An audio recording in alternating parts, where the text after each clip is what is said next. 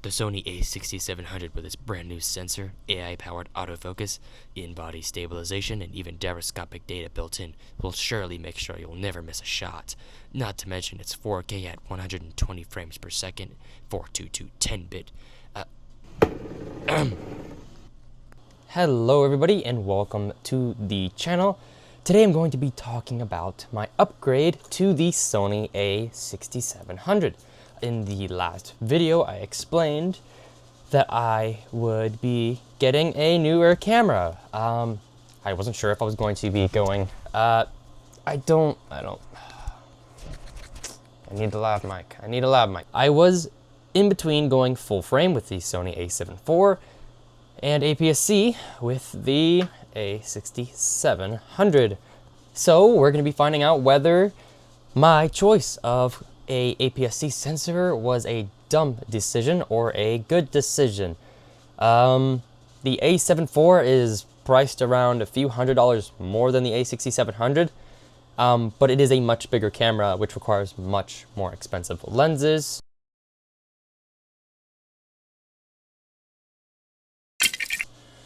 Which is something we will get into later. So let's talk specs first, okay? So the Sony A6700 comes with a newer Bion Z processor with a bunch of cool things like AI autofocus, and with that AI autofocus you get subject tracking in all kinds of cool features like tracking animals, planes, birds, humans, you name it. The autofocus is going to be spot on for most cases. The Sony A6400 processor is going to be the Bion ZX processor, which cannot handle a lot of information, which is why the A6400 is only an 8-bit camera, as the A6700 is going to do 422 10-bit in 4K.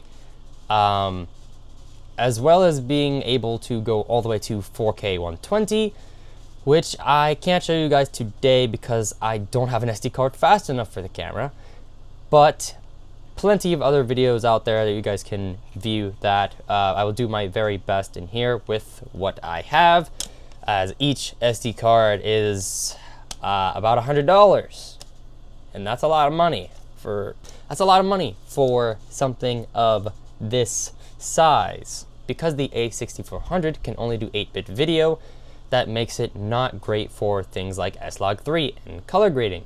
You have to be very, very careful, otherwise you'll get a bunch of distortion and kind of artifacts in your video, which is something that is not present on the 6700, I am glad to say. So let's take a look at the S-Log3 video here for just a moment.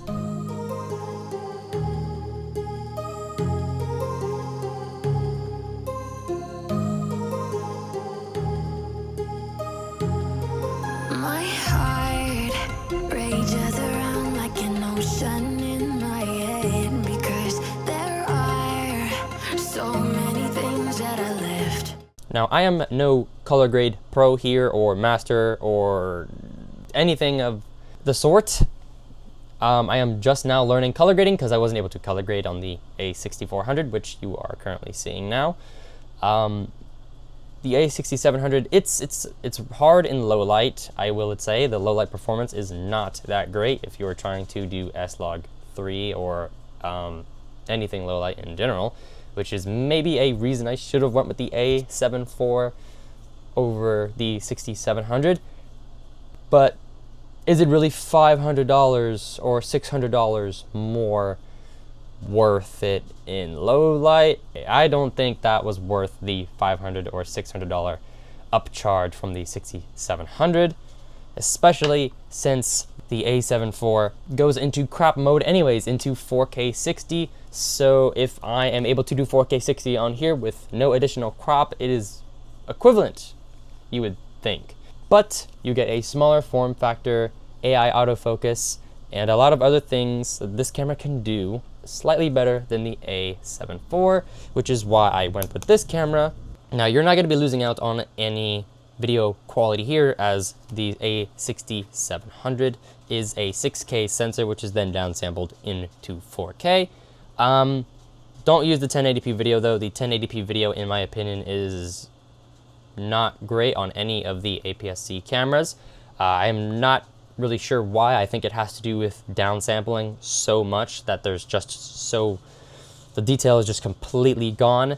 I haven't touched the 1080p video in the A6700. I did once and realized that it was not at all great, and I was gonna stay away from it. It is marginally better than the A6400's 1080p, which everybody says looks like it's a 360p YouTube video or something off an old Android smartphone or camcorder from the early 2000s.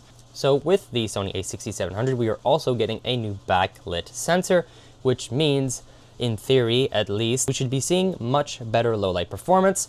However, I almost feel that the A6400 actually has less noise than the 6700, which doesn't make any sense to me.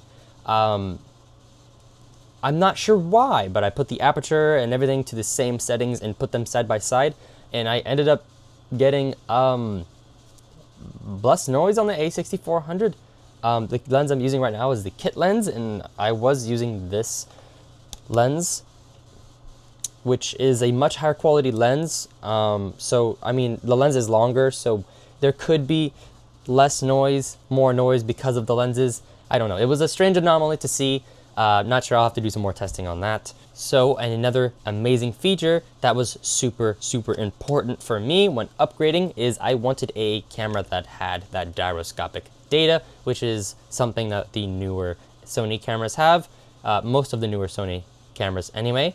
The A6700 has that, so in addition to its built-in IBIS with active stabilization, you get decent footage, but it's only 5 stops, and Sony is not really known for its great stabilization performance. Canon is kind of taking that lead for now, but with that gyroscopic data, it doesn't matter because you can get action camera-like, gimbal-like, studio quality, stable shots. I mean, it is impressive that you can record on this camera with no stabilization, no IBIS, and then you can throw it into the software. Takes a couple minutes to render out, but then once it's rendered out, you are left with just rock steady. It's like a GoPro. If you've ever used a GoPro or a DJI action camera or 360 cam, it's like that, but you're gonna be left with that 4K 60 on a much bigger sensor, which looks amazing, I will say. Amazing. Only problem with that is you have to have a higher shutter speed in order to make sure that you don't have that kind of blur that you get when using an action camera in low light. If you have an action camera, you know what I'm talking about. The A6700 also comes with a much nicer grip. In addition to that, a flip-out foldable screen that Canon has had for years now, and I am really loving this over the flip-up screen, because when using things like mics or hot shoes, you're going to be covering the screen, so your screen and your flip-up screen is kind of useless if you're trying to vlog on the A6400. In addition to the A6400, talking about mics here, the A6400 has a terrible inbuilt microphone, and I am happy to say that you don't even really need a microphone on the A6700. Hot take, but the A6700 has a pretty decent microphone already built into it.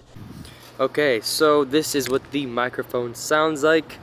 Again, I have no hot shoe input, no DJI mic, and I am outside with some wind. I have the automatic wind reducer set to auto. I have the wind reducer set to auto inside of the camera.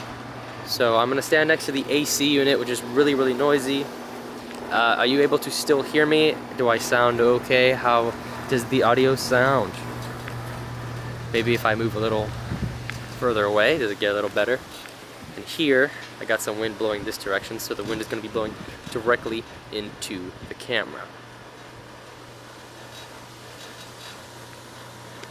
The only exception to that is it picks up a lot of things in the background, and it's kind of picking up audio from all kinds of directions. So I would still go with something like the DJI mic or a hot shoe microphone, but it is not an absolute necessity like it is on the A6400. Some other improvements on the A6700 is going to be that newer menu system. Coming from the A6400, it is a clunky, hard to navigate menu. Canon, again, is kind of the leader in the menu system. It's super simple. You can kind of go in the settings and you kind of already know what you should and how easy it is to kind of navigate through their menu system. This one has a lot simpler of a menu system to kind of navigate through. However, it's still more complicated than most cameras, but definitely a lot better. So, oh shoot, that might be a little... I did not have time for an outro. I'm kind of busy packing for a cruise right now. And I didn't really set the audio levels for this mic, so if it's really loud, I'm really sorry. I'm trying to keep quiet. Anyways, my fan is very loud and I hope you can't hear it. I hope you guys had a great day and I hope you guys enjoyed the video. And I will see you guys in the next one, which will probably be the video of this cruise, because I assume I'm going to have a lot of footage and I don't have the storage for all this footage. So thank you so much for watching. I will see you guys in the next one. It's kind of like ASMR.